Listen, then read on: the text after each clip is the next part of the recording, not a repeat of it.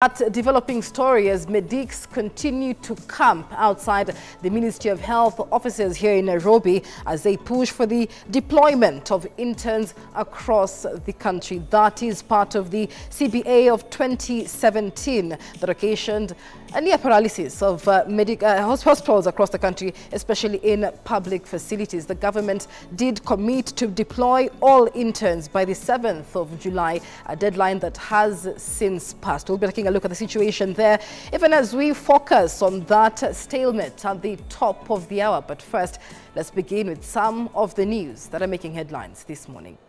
Now, clinical officers have partially called off their nationwide strike, which lasted for 99 days after reaching an agreement with the Council of Governors yesterday. The strike has significantly disrupted health services, particularly in primary level hospitals that depend majorly on clinical officers for optimal service delivery. Here's Ben Kirira with the details. On the 25th of March, clinical officers took to the streets demanding posting of interns by the Ministry of Health, among other demands to enhance their working environment. This morning, union officials signed a return-to-work formula with the Council of Governors, mandating that 6,700 striking clinical officers resume work within 24 hours. Tuna hospitali hususani gatuzi nyingi ambazo hazina hata clinician hata mmoja. Basi tumesema kwamba tangia tulipoenda kwenye gatuzi mingi hazijakuwa zikifanya replacement ya wale ambaye hata wameweza kuretire. Na sasa tumekubaliana kwamba watafanya hiyo replacement. Na pia wataweka mikakati ya kuajiri clinical officers wengi. The agreement includes several key points, among them promotion of clinical officers by 1st of September, implementation of medical cover insurance by counties by the same date, harmonization of salaries for those with substandard contracts, and payment of salaries withheld during the strike period. We may not be able to get to 100%, at least 99.9% agreement is good enough. Counties are trying. Even in spite of the challenges of funding, there are counties that are still recruiting healthcare workers. The Council of Governors has on its part acknowledged the financial challenges that counties face, affecting delivery of some demands by medics. The medical cover for staff. Honestly, the Council of Governors has done very well. The 47 counties, because of the 47, only 7 counties are in the process of ensuring that all the health workers are onboarded. Despite the return-to-work agreement, 230 clinical officers employed by the Ministry of Health will remain on strike. The ministry has yet to resolve issues with the Kenya Union of Clinical Officers, particularly regarding the posting and payment of interns. From the Ministry of Health and the people who should actually be showing leadership, we have seen lack of it, and we have not seen that commitment. So the strike continues on the side of the Ministry of Health. This partial end to the strike is seen as a significant step in addressing workforce issues in the health sector. Ben Kirira, K24, Nairobi. Hundreds of medical, dental and pharmaceutical interns have vowed not to relent until their demands are met. The group gathered at the Ministry of Health offices to demand their immediate posting, citing years of waiting for posting after completing their studies. Here's Robbie Omodi with the details. In a joint statement while picketing outside the Ministry of Health offices earlier today, the medical, dental and pharmaceutical interns said they have endured more than 6 years at medical school to acquire life-saving knowledge and skills, and that the delay in posting has caused them immense psychological suffering, with many of them grappling with depression. Our knowledge is decaying, and we are losing opportunities to advance our lives. The psychological suffering we endure is immense. Without a license, we cannot practice medicine. Many of us are grappling with depression and suicidal ideation due to this injustice. Our parents are distraught. Our families are stressed. They emphasized their right to be posted within 30 days of completing their studies as stipulated in the collective bargaining agreement between the Ministry of Health and the Kenya Medical Practitioners, Pharmacists and Dentists Union, demanding for immediate posting of all interns. On Saturday, we made a submission to MOH with 2 ultimatums. All interns must be posted today, with payments as per the CBA 2017 between MOH and KMPDU. to be made in batches as resources become available. Yes. If this is not done, we will occupy MOH forever. And like the health CS, we don't miss our words. The interns have further rejected claims by the Health Ministry that tight fiscal space necessitates posting in batches, arguing that the ministry must find a way to post all interns at once, similar to how they would find resources for subsequent batches. We don't want divide and rule. No. We want to post all and pay as CBA. Today early in the morning, I met my friend who's doing online writing for someone who is doing masters in a very unrelated course in engineering in Australia. And he's a Kenyan who never studied that thing. So if this ministry does not want doctors, they should tell people early so that parents don't put their children through this system. Because at the end of it, they're going nowhere. You're going to sit with them like sick people at home. The interns highlighted their role in the past by supporting Kenyans during the finance bill protests, calling on them to return the favor by amplifying their voices, emphasizing their readiness to serve Kenyans. Right now, we are very focused. We don't want diversion.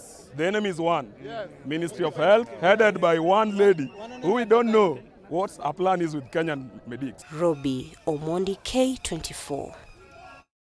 Now, motorists could soon be required to pay an additional 7 shillings per litre of super petrol and diesel following a proposal to increase the road maintenance levy from 18 to 25 shillings per litre of petroleum products. However, Transport Cabinet Secretary Kipchumba Murkomen has urged Kenyans not to do away with the proposal, but instead come up with ways of increasing the road levy without affecting fuel prices. Murkomen further added that the sector has 156 billion shillings in pending bills following collapsed projects, insisting that the budget is also not enough to maintain Kenyan roads. Here's Harriet Chimea with the details. As the government embarks on a public participation exercise on the proposal to increase the road maintenance levy from 18 shillings to 25 shillings per litre on petroleum products, Kenyans have decried the move in its entirety, saying the intention is to reintroduce the 2024 finance bill through the back door. We've requested them to put it on the shelf, go back to the drawing board, and come in with the data to show us why they have to increase at 7 shillings, show us what they've done with the previous collection, and what they intend to do with the incoming collection. Waachane na mambo ya kuongeza levy, ile kitu wafanye wapunguze ufisadi katika hizi agencies zetu za barabara ambazo ni Kena, Kura na Kera. So it means as a transporter, itabidi niende ni fuel gari yangu Tanzania ama Uganda ndo niweze kufanya kazi yangu. But at the end of the day, ni nini ninachoweka kwa mfuko? What is the profit margin am I making? If you look at the profit, it will reduce either by 2% to 4%. However, Transport Cabinet Secretary Kipchumba Murkomen has urged Kenyans not to do away with the proposal, but bizarrely urging them to come up with ways of increasing the road levy without affecting the fuel prices. How do we increase the 7 shillings without increasing 7 shillings at the pump? What can the government cushion? What cost that makes the petroleum higher, we can do away with, okay? And the difference, the benefit that comes to that difference, we can transfer to the roads without increasing the current fuel pumps up. Murkomen says that the budgetary allocation for road maintenance is insufficient, adding that the country faces 156 billion shillings in pending bills from the previous administration owing to collapsed road projects. We have a pending bill of the targeted 10,000 kilometers of roads that have yet to be completed of 165 billion shillings. This pending bill did not come with the current administration. Even by the time we came to office, I came and found a pending bill of 150 billion. Meaning that for 2, 3, 4 years before we came to office, we have been unable to pay our contractors. This is the first year that we had to suspend contracts because there is not enough money from road maintenance levy to maintain your roads. He added that the country is grappling with a road maintenance deficit of 78 billion shillings in this financial year alone, and if the cash crisis continues, the gap will rise to 315 billion shillings by the financial year 2028-2029. We have suffered the finance bill. The 7 shillings we are proposing will bring us to 115. Yeah? So you are still far away far away from what you require. According to the CS, roads destroyed by the El Nino rains will also need more than 30 billion shillings for repair. The road maintenance levy has been in place for the last 8 years, and if increased, fuel prices will subsequently increase. However, Murkomen has assured the country that his ministry will also explore ways to ensure the decision does not increase the cost of living. The public participation exercise began in a simultaneous fashion in Nairobi, Central, North Rift, South Rift, Upper and Lower Eastern, North Eastern and Coast regions. Members of public are Harriet Chimea, K24. The High Court in Nairobi has slammed brakes on implementing the Presidential Task Force on Forensic Audit of Public Debt following a petition filed by a Nakuru-based activist, Dr. Benjamin Magare.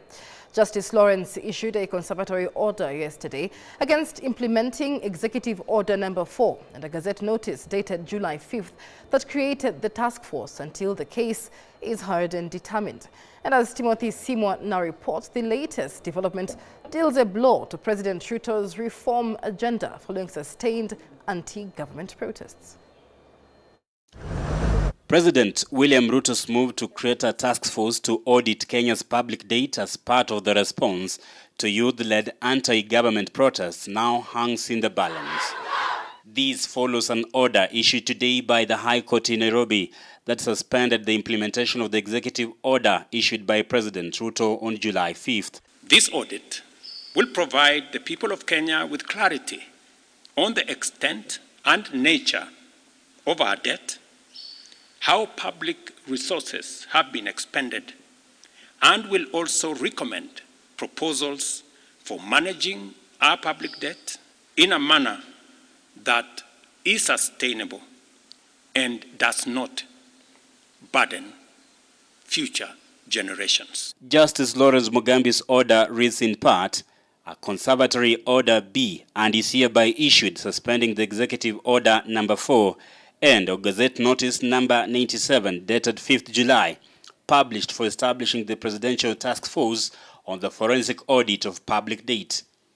Apart from certifying the case as urgent, Justice Mugambi further prohibited the respondents in the case led by the Attorney General or any other party acting at their behest or instructions from any quarters from discharging any function pursuant to duty under Executive Order No. 4. Nakuru-based activist Dr. Benjamin Magare moved to court to challenge the legality of the executive order, arguing that 1. The executive order usurps the mandate of the independent office of the Auditor General and is therefore unconstitutional. 2. Magare argues Article 229 of the 2010 Constitution establishes the office of the Auditor General whose mandate includes auditing public debt. 3. The Office on Public Debt Management, headed by a Director General at the Treasury and funded by public money, should provide details of public debt to the Auditor General for forensic audit. 4. The Office of the Auditor General is an independent office pursuant to Article 248 and 249 of the Constitution, and duplicating roles is a waste of scarce public resources, among other reasons. The court has directed responses to be served and filed within 7 days from the date of service ahead of the mention on 23rd July 2024. Meanwhile, Busia Senator Okiya Omtatah has also announced its intention to move to the courts and challenge the validity of the task force, apart from plans to scrap 47 parastatals.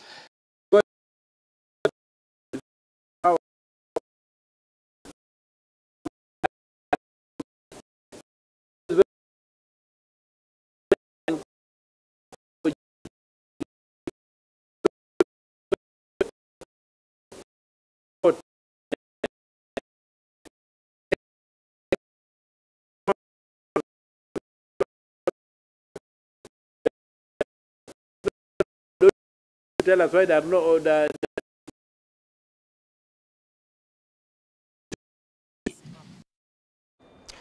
Self-proclaimed Pastor Paul Ndenge McKenzie yesterday appeared in a packed courtroom in Mombasa alongside 94 court defendants during the start of the trial of his case on charges of terrorism over the deaths of more than 400 of his followers. Autopsies revealed while starvation appeared to be the main cause of death, some of the victims, including children, were strangled beaten or suffocated. Here's Frederick Kai with the details. The infamous Shakahola cult leader Paul McKenzie today appeared in Ashanti court for the start of his high-profile trial over the starvation death of more than 400 of his followers. McKenzie is facing terrorism charges and is also accused of murder, manslaughter, kidnapping and torturing children, along with 94 others defendants. By further consent of parties, the defense be at liberty to further cross-examine the witnesses.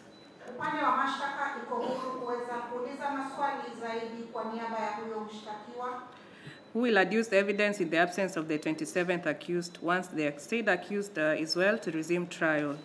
Senior Principal Magistrate Leah Juma held that Mackenzie's militia-like organization was not a fringe group but a well-organized society under the guise of a church under his leadership. The prosecution team stated that it will present 90 witnesses to paint a vivid picture of crimes executed in Shakahola Forest. Now, Your Honor, to substantiate the prosecution's case, we will present both direct and circumstantial evidence with around 90 prosecution witnesses.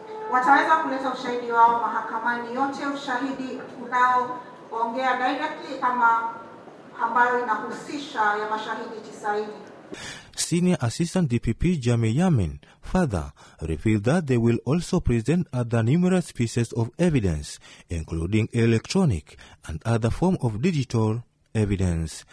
Your Honor, with your approval, we will also conduct a site visit to the scene of crime deep into Shakahola Forest,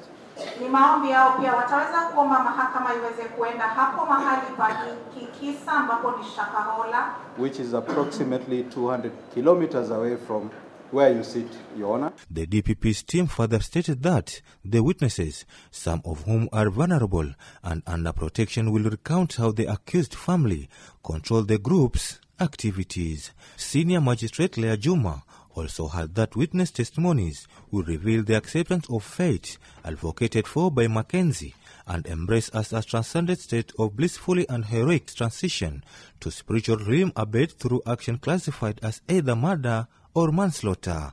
However, lawyer Wycliffe Makasembo, who represents the 95 accused including Mackenzie, says he will tackle all counts and show the court that his clients were innocent. The defense, during our cross-examination of the witnesses that shall be procured,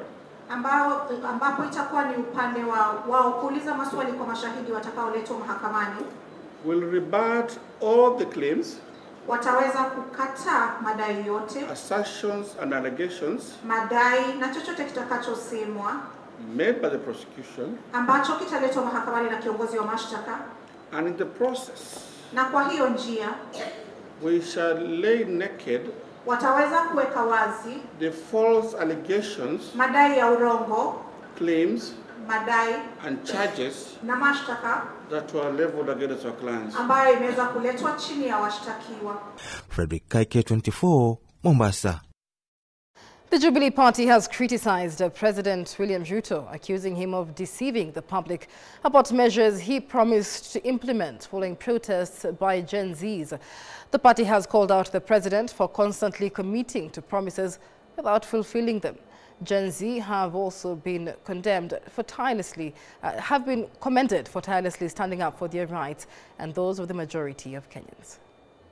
It is gratifying to see that there is a generation that will not allow this country to go to the dogs. They came at the right time when many of us had developed cold feet and had got it to a point where we could not question the KK regime. But they have come strongly and they have put their demands, and we want to start with them in the activities that they are going to have going forward. We will give them our support from whatever corner they may ever demand from us. Sisi ni kugojea watuambie vile wangetaka kama wangetaka. Lakini la muhimu ni kwamba we had also a movement to demand that we join in the demanding of justice for those fallen heroes. Remember, why we don't have an IBC in Kenya today, or commissioners, is because Ruto designed it and effected it by sending home the Sheria reform. Yes. He forced them to resign. And he has kept us without a commission for 2 years. Alikuwa anachora nini? Ile alikuwa anachora, na walikuwa wamechora because they had already started telling us, forget about 2027, get used to 2032. Wamepatikana na Generation Z. Hata 2027 ni bari. The Kenya Media Working Sector Group has threatened to sue Inspector General of Police Japheth Koome for attacks on journalists who sustained injuries during the anti-finance bill protests. And as Milia Kisianya reports, threats posed to several media outlets have also been condemned as depriving the press of its freedom. Journalists covering the protest in Kenya always carry out a crucial public service. However, they are not in any way treated in a special way, and instead, in most occasions, are at a risk of being attacked. However, an attack from the police derives their freedom. In the just concluded 2-week anti-finance bill protest, several journalists were attacked and some briefly detained. And on the other end, some media outlets were denied their freedom to air their protest through threats. A press statement that was released by CA last week tells you where the threats were coming from. So that was just follow-up of what they were trying to do behind the scenes to stop the media from doing its work by airing and publishing some of the stories that were coming from the protest. So yes, the threat came from the CA based on a press statement that they released last week. Following the attacks on media, the Kenya Media Sector Working Group, an umbrella organization for local and regional media rights bodies, has condemned the incidences, threatening to head to the court to sue the government. We are still compiling the list of journalists who are injured. Remember, we did say some time back that we are going to sue Inspector General of Police Japheth Koome over intimidation, harassment, and police brutality that were meted on journalists. And so far, we have received a few cases which actually we've compiled, and we'll be using that to go to court to sue Inspector General of Police. The Kenya Media Sector Working Group condemns the brutal response to peaceful protests that resulted in deaths and injuries of Kenyans and journalists. We equally condemn attacks on press freedom through direct threats of shutdown to media organizations. A thorough and independent investigation must be conducted to hold those responsible accountable. This notwithstanding, the media body has commended the push for a change by Gen Zs. We will shortly announce a comprehensive plan to develop a platform where Kenyans, including Gen Zs, will engage on critical issues affecting the nation. Among those injured during the protest after attack from the police include K24's political reporter Joel Chacha, who was hit by a tear gas canister, Kameme TV's political reporter Stephen Mwaura, K24's driver Ezekiel Kariuki, Collins Olunga, a journalist with AFP in Nairobi who was also hit by a tear gas canister, KBC cameraman John Omido, who was sprayed with water filled with chemicals by police, Justice Mwangi from the Standard Group, who was rounded up, brutally bundled into a police vehicle and later thrown off a speeding vehicle, and Maureen Mudhoni from the Nation Media Group, who was injured and arrested by the police. Milia Kisianya, K24 TV. That report by Milia Kisianya brings us to a break on New Dawn. When we come back, we take a look at making headlines on the front pages of the dailies on this Tuesday, the 9th of July. But also a quick reminder of the conversation at the top of the hour as we focus on that shift from NHIF to SHIF, the Social Health Insurance Fund. What does a shift mean for you, and what do medics think? We'll be having that conversation much later on. The hashtag is New Dawn. Do let us know what your thoughts are. Just stay with us.